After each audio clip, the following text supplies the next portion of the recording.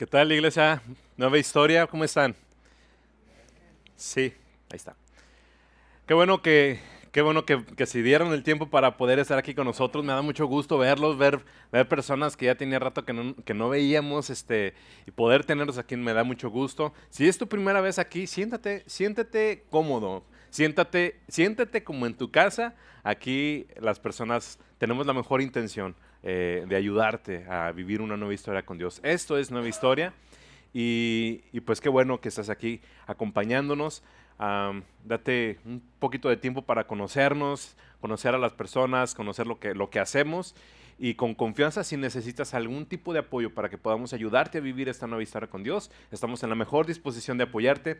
También aprovecho para darle la bienvenida a las personas que nos están viendo a través de internet, tanto a las personas que nos vayan a ver en el video como cada uno de los que estamos aquí, que este mensaje sea de mucha bendición y de edificación para nuestra vida. ¿Ok?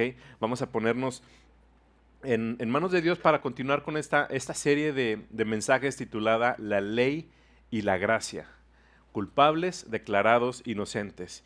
¿Y qué es lo que vamos a ver el día de hoy? Lo que en esta mañana vamos a abordar y a profundizar es que solo la gracia de Dios por medio de la fe, nos permite permanecer en la familia de Dios. Ya hemos hablado mucho acerca de la gracia de Dios por medio de la fe. La gracia, la fe, la gracia, la fe. Y es que eso es algo muy importante. Ahorita vamos a abordar o profundizar por qué es tan importante la gracia de Dios y por qué tan importante es la fe. Pero vamos a basar este mensaje en el libro de Romanos, en el capítulo 11, del versículo 17 al 22, que dice: algunas ramas del árbol de Abraham, algunos del pueblo de Israel, han sido arrancadas, y ustedes, los gentiles, que eran ramas del olivo silvestre, fueron injertados. Así que ahora ustedes también reciben la bendición que Dios prometió a Abraham y a sus hijos, con lo cual comparten con ellos el alimento nutritivo que viene de la raíz del olivo especial de Dios. Así que no se jacten de haber sido injertados para reemplazar a las ramas que fueron arrancadas. Ustedes son solo una rama, no son la raíz. Tal vez digas, bueno, esas ramas fueron arrancadas para darme lugar a mí. Es cierto, pero recuerda, esas ramas fueron arrancadas porque no creyeron en Cristo. Tú estás ahí porque sí crees. Así que no te consideres tan importante, más bien teme lo que podría suceder. Pues si Dios no perdonó a las ramas originales, tampoco te perdonará a ti. Fíjate en que Dios es bondadoso, pero también es severo. Es severo con los que desobedecen, pero será bondadoso contigo si sigues en su bondad. En cambio, si dejas de confiar, tú también serás arrancado por completo. El título de este mensaje es Reinserción Social. Está raro, ahorita voy a explicar por qué. Pero vamos a poner en manos de Dios este mensaje antes de continuar. ¿Te parece? Señor, te damos gracias por la bendición que nos das de continuar con esta serie de mensajes basados en el libro de Romanos, que nos hablan acerca y principalmente de la gracia, Señor. De que no tenemos que depender de la ley, sino de la gracia, Señor, porque tú diste el paso más grande hacia nuestra salvación. Permite que, al igual que los otros mensajes, este mensaje quede marcado en nuestros corazones y que no olvidemos la enseñanza del día de hoy nunca, Señor. Úsame para transmitir este mensaje en el nombre de Jesús.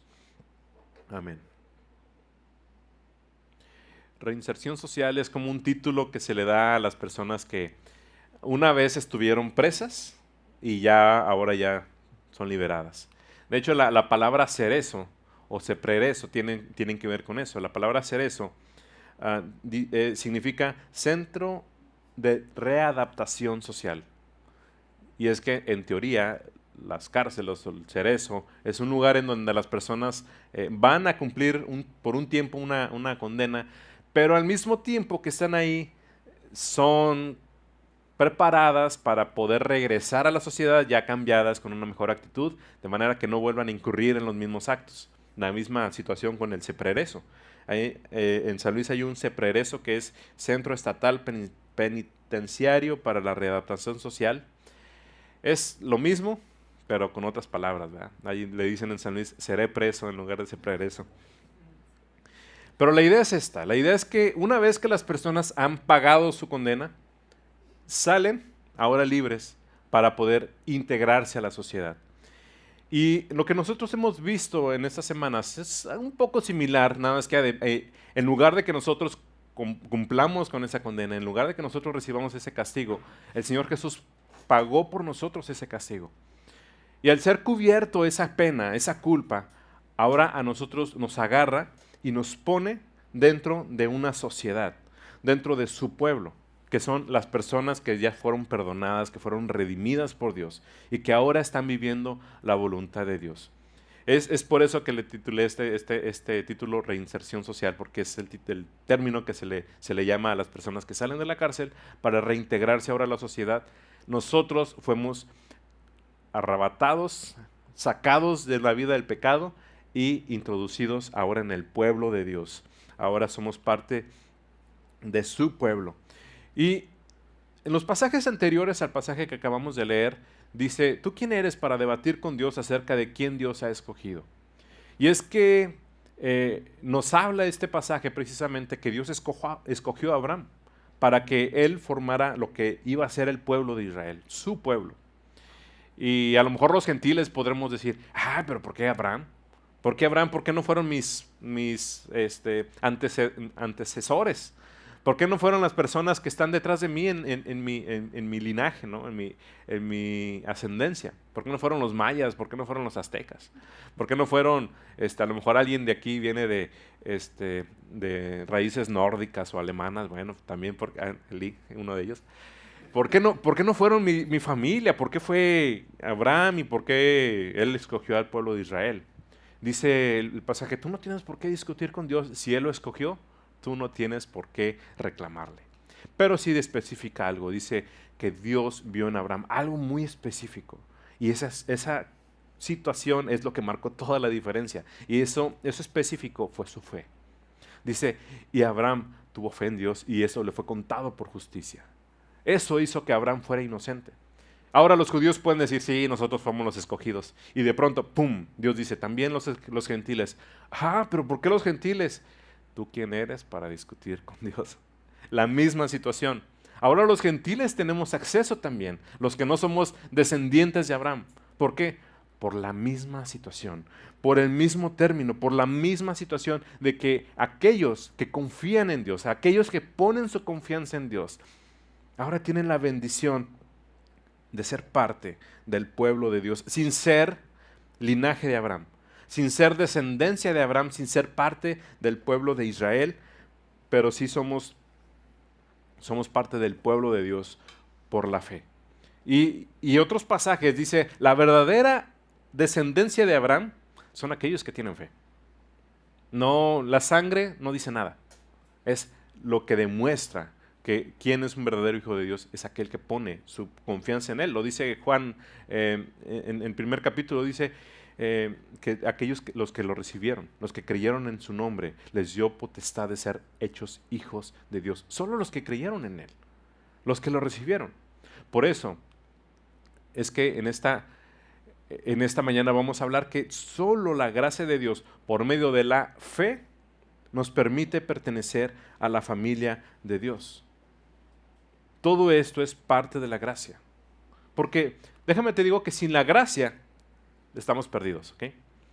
Si tú tuvieras toda la fe del mundo, pero Dios no te diera la gracia, estamos perdidos. Abraham pudo haber dicho, pues yo estoy dispuesto a hacer lo que quieras, Dios. Ir a salir de la tierra de mis padres para ir a la tierra que tú me muestres. Estoy dispuesto a sacrificar a mi hijo, estoy dispuesto a meterme en problemas por confiar en ti. Pero si Dios no hubiera mostrado su gracia, pues ahí se queda Abraham con su fe, pero con su vida, con su condenación, como toda la humanidad, como tú y como yo. Es la gracia de Dios, esa compasión, ese amor de Dios por la humanidad que dijo, yo quiero alcanzar a la humanidad. Pero dice, por medio de la fe. Es decir que si tú demuestras esta fe o tú tienes esta fe, esta confianza en Dios, esta confianza, esta creencia de que Jesús es el Hijo de Dios y que por medio de su sacrificio tú puedes tener vida eterna, Solamente a través de la fe es que tú puedes conectar con la gracia y recibir la salvación de parte de Dios.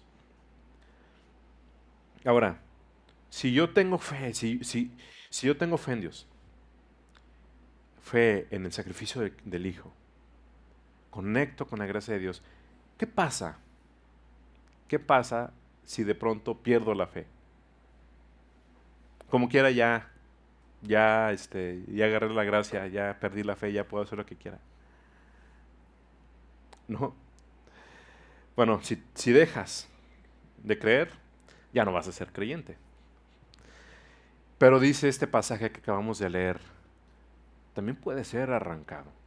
Porque fíjate que el pueblo de Israel era su pueblo, pero dice que de los descendientes de Abraham, Dios arrancó algunas ramas, es decir, arrancó algunas personas de ese pueblo. ¿Por qué? Porque no creyeron en Él. Y por eso dice, tú estás ahí porque creíste en Él. Pero ten cuidado. No te jactes de que, pues es que yo creo, yo tengo fe en Dios. No es por eso, es por la gracia de Dios. Pero también ten fe, porque si tú dejas de creer, así como Dios arrancó las ramas del olivo original, las ramas originales, y injertó unas ramas ahí postizas, también puede arrancar esas ramas fácilmente. Si tú dejas de creer en Dios, Él puede arrancarte de su pueblo, como lo hizo con muchos que originalmente eran del pueblo de Dios por su sangre. Ahora, ¿qué podemos hacer? Si la salvación que Dios nos ha dado depende de su gracia y se conecta a través de la fe que hay en ti y en mí, pero no queremos perder la fe, tenemos que saber y tenemos que ser conscientes qué cosas o qué situaciones nos pueden poner en el punto en que perdamos nuestra fe. ¿Sabes qué? Yo he conocido muchísima gente, desafortunadamente, en la iglesia, que se convirtió, que entregó su vida al Señor, que fue bautizado y que se involucró en la iglesia y que tuvo una convicción verdadera, una transformación de su vida. Cambió de la muerte a la vida y de las antiguas obras de la oscuridad ahora estaban en obras de la luz. Pero pasó algo y volvieron a la oscuridad. ¿Por qué? ¿Cómo puede morir la fe? La primera razón o la primera causa que una fe puede morir es por suicidio. Y no me refiero a que la persona se suicide, me refiero al suicidio de la fe, la muerte de la fe. El suicidio de la fe me refiero con una renuncia voluntaria a la fe. Tú renuncias voluntariamente a la fe. ¿Por qué? Como te digo, hay muchas maneras, hay muchas causas por las cuales yo he visto personas que renuncian a su fe. Una de ellas es un intelectualismo alejado de Dios. Dios quiere que conozcamos, Dios quiere que sepamos, investiguemos, estudiemos, pero hay personas que creen y predican que para poder saber más y para poder entender muchas cosas, tienes que renunciar a tu fe. Y, sí es cierto, mi maestro de la universidad me dice que ser creyente es para fanáticos, para retrógradas, para personas ignorantes, entonces yo quiero saber, renuncio a mi fe. Siendo que ignoran que hay miles de científicos creyentes. Y ha habido a lo largo de la historia. Se puede ser creyente, se puede ser intelectual y al mismo tiempo creyente. Pero desafortunadamente hay una línea, una rama muy fuerte dentro del intelectualismo que te forza a dejar tu fe. Y eso lleva a una segunda causa del suicidio de la fe. Presión social. Tus familiares están presionándote, ¿cómo que te hiciste cristiano? ¿Cómo que estás siguiendo esa iglesia? ¿Cómo es posible? Y te empiezan a meter presión en el trabajo, tus compañeros, las burlas, los ataques, te dejan de hablar, te dan la espalda. Y muchas personas he visto que dicen, no estoy dispuesto a soportar esta marginación. No, muchas gracias. Me duele mucho que las personas se burlen de mí, me duele mucho que mi familia me dé la espalda. Mejor quiero llevarla en paz con mi familia. Y renuncian a la fe. O finalmente darse por vencidos en alguna prueba. Todos experimentamos pruebas. Todos vamos a llegar a experimentar pruebas estando en Cristo. Pero las pruebas para un cristiano debemos aprovecharlas para fortalecernos en Él, para fortalecer nuestra fe. Como una ola, viene la ola, tú puedes aprovechar la ola para surfearla o para que te hunda, para que te revuelque. Tú puedes aprovechar esas olas para fortalecerte, para agarrarte más de Dios, para madurar espiritualmente. Pero hay muchas personas que desafortunadamente esas olas de las pruebas las han derrumbado, las han hundido y han terminado renunciando a su fe. También hay otra manera en que la fe puede morir, por inanición, que es muerte por falta de alimento, desnutrición o... ¿Cómo es que la fe muere de esa manera? Cuando no alimentamos al Espíritu. ¿Qué tanto lees la Biblia? ¿Qué tanto oras durante la semana, durante tu día a día? ¿Qué tanto te congregas? Dice el escritor de Hebreos, no dejen de congregarse, como algunos ya tienen por costumbre. Porque los hebreos estaban experimentando por unas pruebas muy difíciles, unas pruebas que muchos estaban dispuestos estaban casi al borde de renunciar y decir, esto no es para mí. Por eso el escritor de Hebreos dice, no dejen de reunirse, porque en la reunión, además de crecer en comunidad, de crecer en amistad unos con otros, al congregarnos también, al animarnos unos a otros, fortalece nuestra fe. Alabar también fortalece nuestra fe. Y muchas más disciplinas espirituales. Puede ser el ayuno, puede ser evangelizar, puede ser hablar de Cristo constantemente. Muchas maneras en que puedes estar fortaleciendo tu fe. Pero si dejas de orar, si dejas de leer la Biblia, si dejas de congregarte, si dejas de practicar todas estas disciplinas espirituales que nutren tu fe, que nutren tu espíritu, tarde que temprano vas a decir, ¿cuánto tiempo tengo sin ir a la iglesia? Lleva un domingo, ya tiene como 3 domingos que no voy. La última vez fue esta fecha. No son 3 domingos, ya son 3 años. Se te hace fácil y ya, tarde que temprano, es una persona que se dejó envolver, dejó de alimentar su espíritu. Y la tercera causa por la cual la fe muere es por la intoxicación. ¿Y a qué me refiero con intoxicación? La gente tolera el pecado en su vida. Es un pecadito. Y ese pecado, como un cáncer, se va haciendo cada vez más grande, más grande. Y empiezas a pecar y pecar. Tu pecado, la presencia del pecado en tu vida empieza a intoxicar tu espíritu. De manera que ya estás pecando descaradamente, deliberadamente, como si no hubieras aceptado en algún momento la salvación. Como si en algún momento no hubieras recibido el perdón de tus pecados y aceptado por fe el sacrificio que el Señor Jesús hizo por ti. Como quiera Dios me va a perdonar. Voy a pecar. No pasa nada. Una no es ninguna, como dicen por ahí. Y tarde que temprano tu espíritu se quiebra.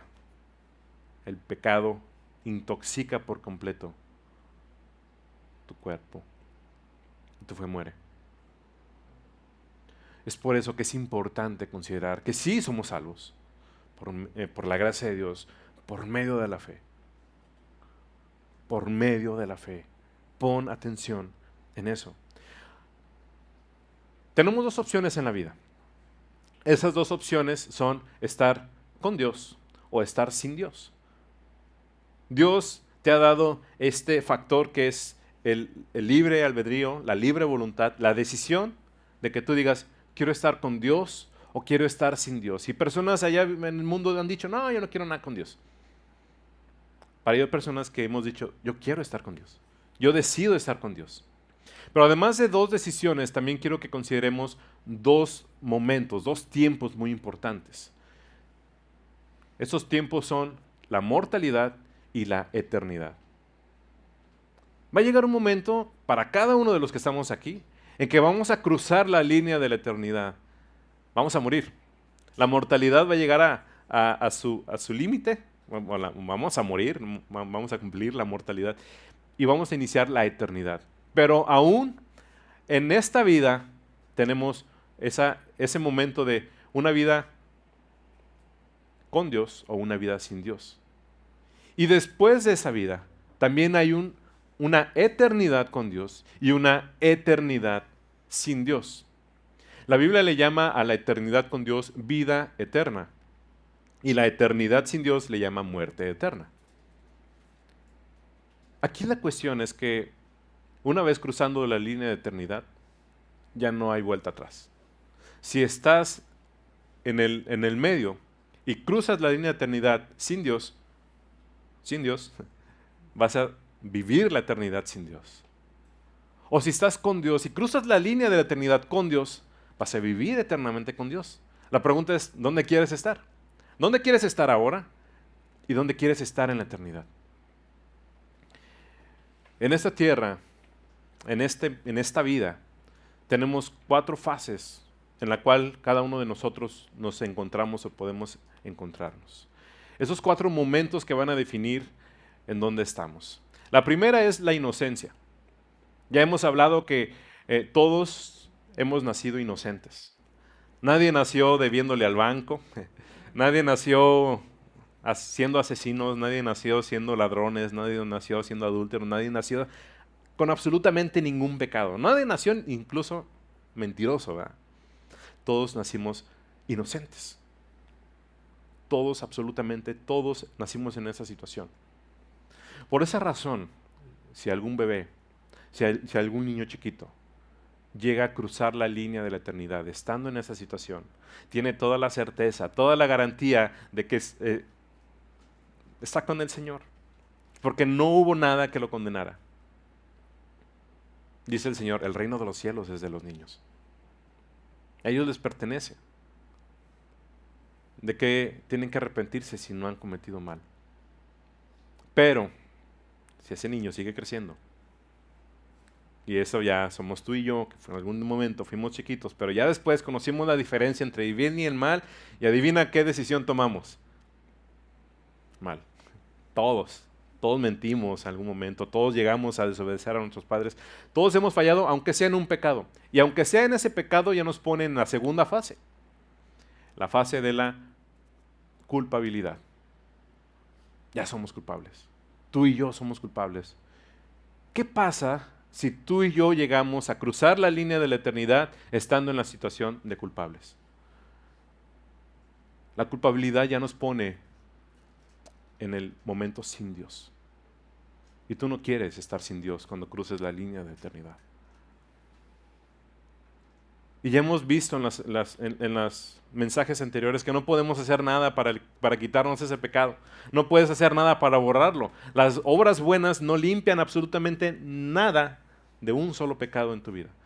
Puedes cometer un solo pecado en la vida y hacer miles de obras buenas el resto de ella.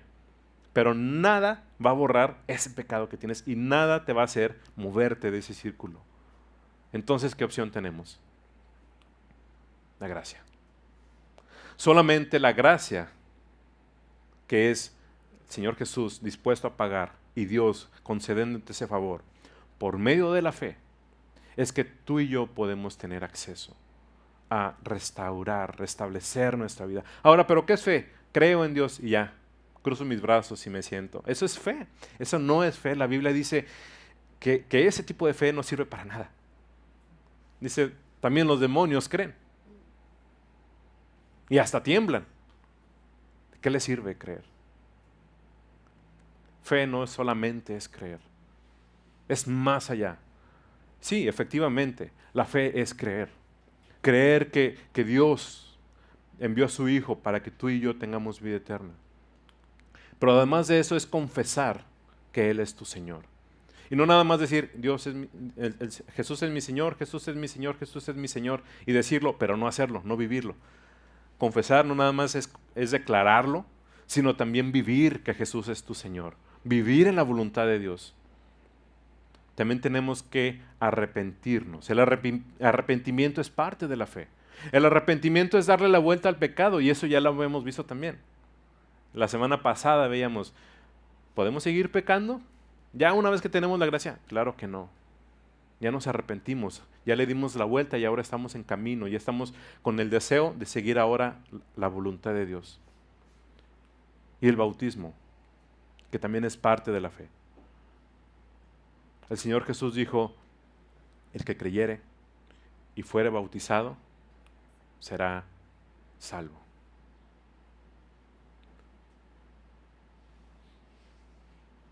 la gracia de Dios por medio de la fe es que nos concede el regalo de ser justificados. Tú eres culpable, pero Jesús te otorga su inocencia. Jesús, que es justo, te otorga su justicia y ahora eres justificado. Pero ¿qué es lo que nos dice este pasaje que acabamos de leer? Yo ya soy creyente, ahora eso es parte de mí, yo ya tengo todas ganadas. Ten cuidado, porque si estás ahí es porque creíste. Pero ¿qué pasa si dejas de creer? ¿Qué pasa si tu fe muere como te acabo de comentar? También puedes ser arrancado. El término bíblico para este nombre o el término teológico es apostasía. No sé si habías escuchado ese término. Apostasía. Apostasía es renunciar a tu fe.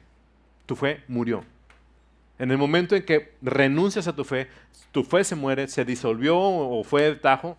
En ese momento dices, no creo ya en esas cosas, ya no quiero nada con la iglesia, ya no quiero nada con la Biblia, ya no quiero nada con Dios. Apostasía. Y te pone en una situación, te regresa a la misma situación, como si nunca hubieras aceptado la gracia de Dios. Y no quieres cruzar la línea de la eternidad estando en este punto. Ahora quiero que veas este diagrama. ¿En dónde te encuentras tú? ¿En qué fase te encuentras? ¿En la fase de la inocencia, la culpabilidad, la justificación o la apostasía? El Señor es tan bueno, es tan misericordioso, que aún de la apostasía te permite regresar si retomas tu fe, si vuelves a confiar en Él. Pero sabes que lo que ya no es permitido es que una vez que cruces la línea de la eternidad, digas, no, mejor siempre sí, confío en Dios. Eras culpable o eras apóstata ya, y que cruzas la línea de la eternidad para vivir o morir eternamente. No, sí me arrepiento. No, sí, ya mejor no.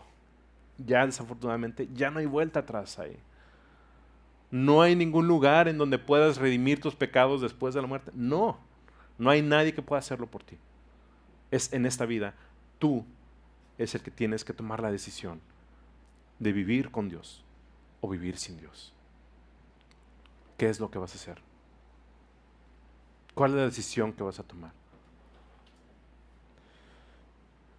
Me gustaría desafiarte a que si vives todavía en esta situación de culpabilidad, porque dudo mucho que vivas en inocencia, todo ya lo perdimos desde hace mucho tiempo,